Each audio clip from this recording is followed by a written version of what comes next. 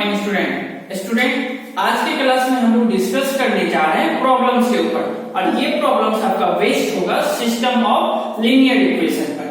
देखिए प्रॉब्लम क्या कर रहा है, using matrices solve the following system of linear equation. यहाँ पर आपके पास system of linear equation given है, और इस सिस्टम ऑफ लीनियर इक्वेशन का वैल्यू फाइंड आउट करना है by the help of matrices. आपको क्या करना है, ये गिवन ऑफ सिस्टम इक्वेशन से मैट्रिक्स का फॉर्मेशन करा है। तो मैट्रिक्स का फॉर्मेशन कैसे होगा उस चीज को देखते हैं। हमारा सॉल्यूशन हो जाएगा, मान लेंगे लेट हमारा ए एक मैट्रिक्स होगा, और इस ए मैट्रिक्स का जो एलिमेंट होगा, इस ए मैट्रिक्स का जो एलिमेंट होगा वो इन सारे वेरिएबल के कोएफिशिएंट को अरेंज करेंगे। जितने भी वेरिएबल्स आपको दिख रहे हैं उनके कोएफिशिएंट को कहां अरेंज करना है, मैट्रिक्स ए के अंदर। तो फर्स्ट कॉलम में हम लोग x के कोएफिशिएंट को अरेंज करेंगे, सेकंड कॉलम में हम लोग y के कोएफिशिएंट को अरेंज करेंगे, और थर्ड कॉलम में हम लोग z के कोएफिशिएंट को अरेंज करेंगे। तो यहाँ x का कोएफिशिएंट कितना है, 3। इस वाले इक्वेशन में x नहीं है, x का टर्म नहीं है, दैट मींस जो x होगा वो 0 into x होगा, तब तो x का टर्म क्या हो गया, गायब हो गया। तो यहाँ पर x का कोएफिशिएंट क्या हो जाएगा, 0। किसी भी टर्म आप किसी भी इक्वेशन में x y z अगर नहीं गिवन है तो आप वहां पर x y z का कोएफिशिएंट क्या लिखेंगे, 0 लिखेंगे। तो x का कोएफिशिएंट क्या होगा, 0। यहाँ पर x का कोएफिशिएंट कितना है, 1। y का कोएफिशिएंट 4 2 -2 है, 4 2 और -2 है। z में कोएफिशिएंट क्या दिख रहा है, 2 -3 और 6, 2 -3 और 6। एक मैट्रिक्स हम लोग x मानेंगे, और इस x मैट्रिक्स में जितने भी वेरिएबल टर्म्स है उनको कॉलम वाइज अरेंज करेंगे। तो वेरिएबल क्या क्या दिख रहा है, x y और z इक्वल टू में एक मैट्रिक्स हमारा b होगा, और इस b मैट्रिक्स का जो एलिमेंट होगा वो ये जो कांस्टेंट टर्म गिवन है उसे अरेंज करेंगे। तो कांस्टेंट टर्म क्या क्या दिख रहा है, 8 3 और -2 दिख रहा है, ठीक है। तो यहाँ पर जो आपका फॉर्मेशन हो गया, यहां से आप लोग लिख सकते हैं हेयर a into x बराबर किया आएगा b। अब जब इस मैट्रिक्स और इस मैट्रिक्स को, a मैट्रिक्स और x मैट्रिक्स का प्रोडक्ट निकालिएगा, आफ्टर प्रोडक्ट जो मैट्रिक्स आएगा उसे b मैट्रिक्स से इक्वेट करिएगा, तो आप देखिएगा ये सारा इक्वेशन का फॉर्मेशन ही होगा, और कुछ एक्स्ट्रा चीज नहीं आने वाला। इन दोनों के प्रोडक्ट को इक्वेट करेंगे b से, तो हमारे पास ये सिस्टम ऑफ लीनियर इक्वेशन ही आएगा। चलिए अब यहाँ पर से हम लोग x इक्वल टू क्या लिख सकते हैं, a इनवर्स ऑफ b लिख सकते हैं ना, बस में। तो a इनवर्स, इस a का a इनवर्स हमारा फाइंड आउट होता है या फिर नहीं होता, उसके लिए किस पर डिपेंड होगा, डिटरमिनेंट वैल्यू ऑफ a पर डिपेंडेंट होगा। तो हम लोग फर्स्ट ऑफ ऑल क्या करेंगे, इस a मैट्रिक्स का डिटरमिनेंट वैल्यू निकालेंगे। तो determinant value of a equal to हो जाएगा, आप किसी भी एक पार्टिकुलर रो या किसी भी एक पार्टिकुलर कॉलम के अलोंग निकाल सकते हैं वैल्यू। तो हम r1 की अलोंग हम लोग a का डिटरमिनेंट वैल्यू निकाल रहे हैं, तो ये प्लस हो जाएगा, ये माइनस और ये प्लस। 3 हम लेंगे, अब ये 3 जिस रो जिस कॉलम में उसे हाइड कर दीजिए, रिमेनिंग एलिमेंट को डिटरमिनेंट के टर्म में लिखिए, -3 6। नेक्स्ट एलिमेंट क्या आएगा, -4।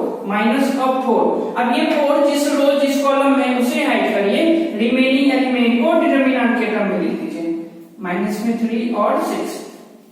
नेक्स्ट एलिमेंट आएगा +2, और ये 2 जिस रो जिस कॉलम में उसे हाइड करिए, रिमेनिंग एलिमेंट को डिटरमिनेंट के फॉर्म में, 2 -2। अब क्या करेंगे, इसे कैलकुलेट कर देंगे, तो ये 3 into में 6 2 जा 12, बीच में साइन आता है माइनस का, माइनस में 2 into में माइनस में 3, तो प्लस में 6 हो जाएगा, तो ये हो जाएगा 6। माइनस में 4 into 0 into 6 0 माइनस 1 into -3 -3, तो माइनस माइनस ये क्या हो जाएगा, प्लस का 3। प्लस में 2 into में हो जाएगा 0 into -2 0, साइन आएगा माइनस का, 1 into 2 2। तो ये हो जाएगा, कैलकुलेट कर लेते हैं। देखिए 12 - 6 into 3 18, यहां पर आ जाएगा 3 into 4 माइनस में 4 -12, माइनस में 2 into 2 माइनस में 4। कैलकुलेट करेंगे तो आपके पास वैल्यू कितना आ रहा है, 2। तो डिटरमिनेंट वैल्यू ऑफ a हमारे पास कितना आ गया, determinant value of a equal to 2 आ गया है। तो यहाँ पर अब हम लोग क्या निकाल सकते हैं, ए इनवर्स फाइंड आउट कर सकते हैं। तो यहाँ पर एक लाइन लिख लेंगे, so A inverse is possible. अगर determinant value of A not equal to 0 है तो हम लोग ए मैट्रिक्स का इनवर्स फाइंड आउट कर सकते हैं। एंड ये जो मैट्रिक्स X है, ये X and X has a unique solution. जो X का वैल्यू होगा वो क्या होगा, यूनिक होगा। अच्छा चलिए, अब हमारे पास डिटरमिनेंट वैल्यू ऑफ ए आ गया। अब हम लोग क्या करेंगे, इस ए मैट्रिक्स का एडजॉइंट फाइंड आउट करेंगे। एडजॉइंट फाइंड आउट करने के लिए आपको फर्स्ट ऑफ ऑल ए का माइनर फाइंड आउट करना पड़ेगा। माइनर फाइंड आउट करने के बाद हम लोग cofactor of A find out करेंगे। कोफैक्टर फाइंड आउट करने के बाद हम लोग easily adjoints of A find out कर सकते हैं। तो चलिए हम क्या कर रहे हैं, ए का माइनर मैट्रिक्स फाइंड आउट करेंगे। इसे नोट डाउन कर लेंगे। तो माइनर मैट्रिक्स फाइंड आउट करने के लिए हमें each and every element of A का माइनर फाइंड आउट करना पड़ेगा। तो हम लोग माइनर फाइंड आउट करेंगे 3 का, और ये 3 का माइनर को किस तरह डिनोट करेंगे, M11 से ना। चलिए अब ये 3 जिस रो जिस कॉलम में है उसे ऐड कर दीजिए, रिमेनिंग एलिमेंट को डिटरमिनेंट के टर्म में लिखिए, माइनस में 3 और 6। इसे कैलकुलेट करेंगे तो ये हो जाएगा 12 माइनस में 6, वैल्यू कितना आ जाएगा 6। फिर हम लोग फाइंड करेंगे M12 दैट इज 4 का माइनर, ये 4 जिस रो जिस कॉलम में है उसे ऐड करिए रिमेनिंग एलिमेंट को डिटरमिनेंट के टर्म में। तो ये हो जाएगा 0 into 6, 0 माइनस में 1 into माइनस 3, तो माइनस माइनस 3, वैल्यू कितना आ जाएगा 3। फिर फाइंड करेंगे हम लोग M13 दैट इज 2 का माइनर, ये 2 जिस रो जिस कॉलम में उसे ऐड करिए रिमेनिंग एलिमेंट को डिटरमिनेंट के टर्म में लिख लीजिए। कैलकुलेट करेंगे 0 into माइनस 2, 0 माइनस में 1 into 2, 2, तो वैल्यू कितना आ जाएगा माइनस ऑफ 2। फिर हम लोग रो 2 के एलिमेंट का माइनर फाइंड आउट करेंगे M21। तो M21 0 का माइनर, ये 0 जिस रो जिस कॉलम में होगा उसे ऐड करेंगे, 4 हो जाएगा, 2 हो जाएगा, 0 M21 ना, और माइनस 2 6, माइनस 2 6। कैलकुलेट करेंगे 6 4 जा 24, माइनस में 2 2 जा 4, माइनस माइनस प्लस में 4 इक्वल टू कितना हो जाएगा 28 हो जाएगा।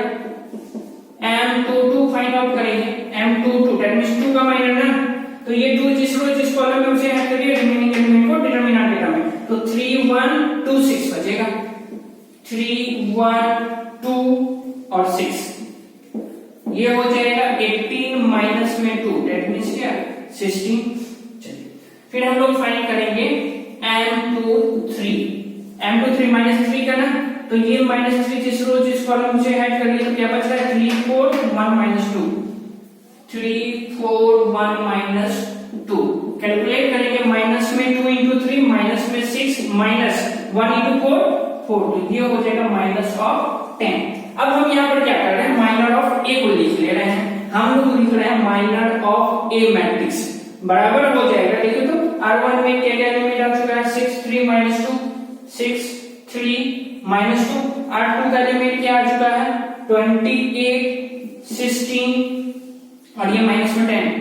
चलिए R3 का एलिमेंट बचा हुआ है, R3 के एलिमेंट को अभी हम लोग फाइंड आउट करेंगे, इसे रख कर दे रहे हैं।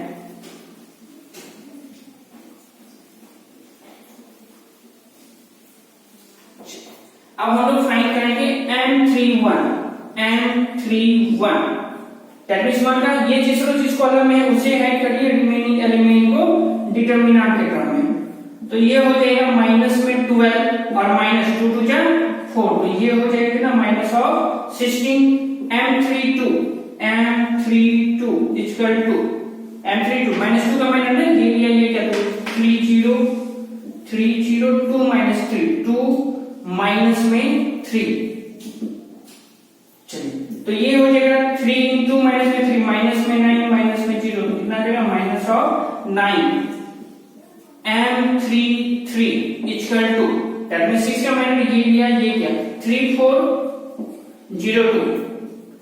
कैलकुलेट करेंगे 3 2 जा 6, माइनस में 0, ये कितना हो जाएगा 6। स्टूडेंट अब माइनर मैट्रिक्स काफी आसान वे में फाइंड आउट कर सकते हैं, लेकिन कैलकुलेशन करते हैं थोड़ा ध्यान रखिएगा, अगर एक भी वैल्यू आपका गलत आ जाएगा तो पूरा का पूरा क्वेश्चन गलत हो जाएगा। तो माइनर निकालते टाइम थोड़ा आराम से निकालिएगा, कैलकुलेशन अच्छे से करिएगा, फिर कोई प्रॉब्लम नहीं आएगी। तो हमारे पास R3 का माइनर एलिमेंट आ चुका है, क्या क्या आ चुका है, -16, -9 और 6। ये हमारा माइनर मैट्रिक्स ऑफ ए आ चुका है, इसे नोट डाउन करेंगे, ये हम पूरी तरह रब कर ले रहे हैं।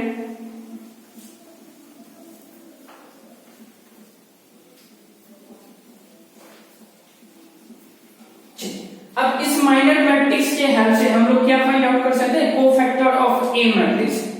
ठीक है, कोफैक्टर ऑफ ए मैट्रिक्स बराबर हो जाएगा, अब क्या करिए, कोफैक्टर ऑफ ए निकालने का तो तरीका बताएं। एक क्या, अब हर एक एलिमेंट के पोजीशन को ऐड करिए, अगर उसका सम इवन नंबर आता है तो साइन में कोई चेंजमेंट नहीं होगा, अगर सम ऑड नंबर आता है तो साइन हमारा क्या हो जाएगा, रिवर्स हो जाएगा। अगर प्लस में है तो माइनस में हो जाएगा, अगर माइनस है तो प्लस हो जाएगा। जैसे इसका पोजीशन क्या है, फर्स्ट टू फर्स्ट कॉलम, और 1 + 1 करेंगे तो क्या आ रहा है 2, 2 कैसा नंबर है, इवन नंबर है, तो इसके साइन में कोई चेंजमेंट नहीं होगा। यहाँ पर 6 था तो वो फैक्टर ऑफ ए में भी क्या आ जाएगा, 6 ही आ जाएगा।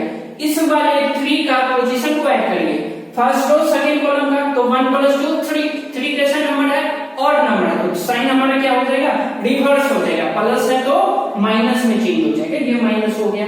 दूसरा तरीका क्या बताते हैं, आप प्रिंसिपल डायगोनल एलिमेंट और रिवर्स डायगोनल एलिमेंट के साइन में कोई चेंजमेंट नहीं करना है, रिमेनिंग जो एलिमेंट बच चुका है उसका साइन रिवर्स कर दीजिए। तो देखिए ये -3 हो गया, इसके साइन में कोई चेंजमेंट नहीं होगा तो ये -2, प्लस में 28 है तो ये क्या हो जाएगा, माइनस में 28, 16 है तो ये 16 है, ये -10 है तो साइन चेंज होकर क्या हो जाएगा, 10 हो जाएगा, और ये -16 है तो -16 ही रहेगा। अब देखिए यहाँ -9 है तो इसका साइन चेंज हो जाएगा, प्लस है, ये 6 है तो 6 ही रहेगा। ये कोफैक्टर ऑफ ए आ गया। अब आप लोग एडजॉइंट्स ऑफ ए भी लिख सकते हैं, एडजॉइंट्स ऑफ ए बराबर क्या हो जाएगा, जो कोफैक्टर ऑफ ए मैट्रिक्स आया है उसका ट्रांसपोज कर दीजिए। ट्रांसपोज का मतलब आप अच्छी तरीके से समझ रहे होंगे, क्या करना है, फर्स्ट रो को किसमें चेंज कर देना, फर्स्ट कॉलम में, तो ये हो जाएगा 6 -3 -2, सेकेंड रो हमारा चेंज हो जाएगा सेकेंड कॉलम में, -28 16 और 10, थर्ड रो हमारा चेंज हो जाएगा थर्ड कॉलम में, -16 9 और 6, ये हमारा क्या आ गया, एडजॉइंट्स ऑफ ए। अब इस एडजॉइंट्स ऑफ ए के हेल्प से हम लोग ए इनवर्स फाइंड आउट कर सकते हैं। तो ए इनवर्स बराबर क्या हो जाएगा, therefore A inverse equal to क्या हो जाएगा, 1 में determinant value of A into adjoints of A, होगा या नहीं होगा, चलिए। तो यहाँ पर डिटरमिनेंट वैल्यू ऑफ ए कितना आया था, 2 आया था, तो ये हो जाएगा 1/2 इनटू एडजॉइंट्स ऑफ ए कितना आ चुका है, 6 -3 -2 -28 16 और ये 10 माइनस में 16 9 और 6, तो ए इनवर्स बराबर हो जाएगा। अब देखिए 2 से क्या करेंगे, हर एलिमेंट में डिवाइड कर देंगे, तो ये हो जाएगा कितना, 3 -3/2 और ये माइनस में 1, यहाँ पर 2 से डिवाइड होगा तो -14 8 5, ये हो जाएगा -8 9/2 और ये हो जाएगा 3, ये हमारा क्या आ गया, ए इनवर्स आ गया। ठीक, हमारे पास ए इनवर्स अवेलेबल। स्टूडेंट आप इतने बातों को नोट करिए, इसके बाद जो आगे का स्टेप है उससे हम लोग देखते हैं। चलिए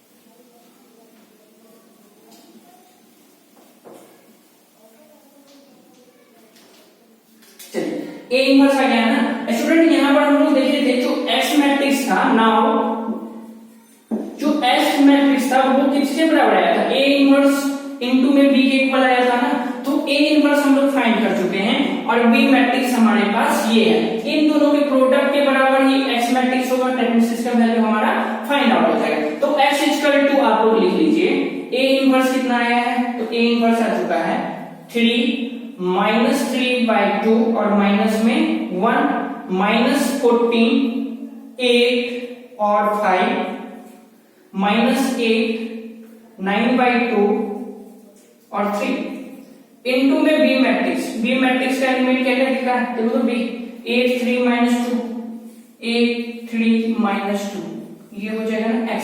अब x की जगह क्या करिए, x मैट्रिक्स क्या था, ये था ना, उस चीज को लिख देते हैं x y z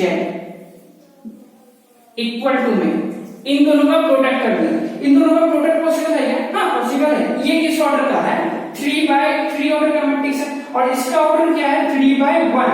तो फर्स्ट वाले मैट्रिक्स का कॉलम बराबर है किसके, सेकेंड वाले मैट्रिक्स के रो के इक्वल। तो इन दोनों का प्रोडक्ट क्या है, पॉसिबल है। और जो रिजल्टेंट मैट्रिक्स होने वाला है उसका ऑर्डर क्या होगा 3/1, दैट मींस 3 रो पर चेंज होगा, 1 कॉलम पर चेंज होगा। चलिए कैलकुलेट करते हैं। 3 × 8 24 माइनस में 14 इंटू में 3 माइनस में हो जाएगा 42 माइनस में 8 और माइनस में 2 तो माइनस माइनस क्या हो जाएगा प्लस का 16 माइनस में 3/2 इंटू में 8 माइनस में 3/2 इंटू में क्या है 8 तो ये कितना टाइम 4 टाइम कितना आ जाएगा -12। चलिए ठीक है 8 इंटू में 3 तो प्लस में क्या हो जाएगा 24 3/2 इंटू में 9/2 इंटू में क्या है -2 तो ये 2 कैंसिल और क्या बच गया -9 बच गया। अब थर्ड रो मल्टीप्लाई होगा दिस कॉलम से -1 इंटू 8 तो माइनस में 8 5 इंटू 3 प्लस में 15 3 इंटू में -2 -6 तो यहां से x y z equal to क्या हो जाएगा, कैलकुलेट कर लेते हैं। ये प्लस में 24 और प्लस में 16 तो 30 40 हो जाएगा, ये -2 हो जाएगा। यहाँ पर क्या जाएगा -2 बचेगा। अब देखिए ये दोनों माइनस में तो इन दोनों को ऐड करेंगे तो ये हो जाएगा माइनस में 21 और प्लस में 24 तो क्या हो जाएगा 3 हो जाएगा। माइनस में 6 और माइनस में 8 माइनस में 14 और प्लस में 15 तो ये क्या हो जाएगा 1। तो यहाँ से स्टूडेंट आप लोग देख रहे हैं x का वैल्यू किसके बराबर आ रहा है -2 के बराबर आ रहा है, y किसके बराबर आ रहा है तो 3 के इक्वल एंड z का वैल्यू क्या आ गया 1। तो ये हमारा x y z का वैल्यू था और इस सिस्टम ऑफ इक्वेशन को हम लोग सॉल्व किए हैं मैट्रिक्स से। स्टूडेंट आपके टेक्स्ट बुक में जितने भी इस टाइप ऑफ प्रॉब्लम हो हर एक क्वेश्चन का पैटर्न सेम रहेगा, आप सेम प्रोसेस से क्वेश्चन को सॉल्व करिए, देखिएगा आप 100% क्वेश्चन को सॉल्व कर पाएंगे। तब तक के लिए आपके टेक्स्ट बुक में जितने भी क्वेश्चन हो उसे सॉल्व करने की कोशिश करें। अगर ये वीडियो आपको अच्छी लगी हो तो अपने फ्रेंड के साथ जरूर शेयर करें ताकि वो भी इस वीडियो का बेनिफिट उठा सके। तब तक प्रैक्टिस करते रहिए। Thank you.